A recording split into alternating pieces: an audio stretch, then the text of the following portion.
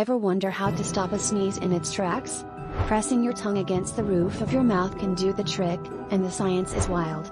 This quirky hack works because it triggers a response in your trigeminal nerve, which plays a big role in sneezing.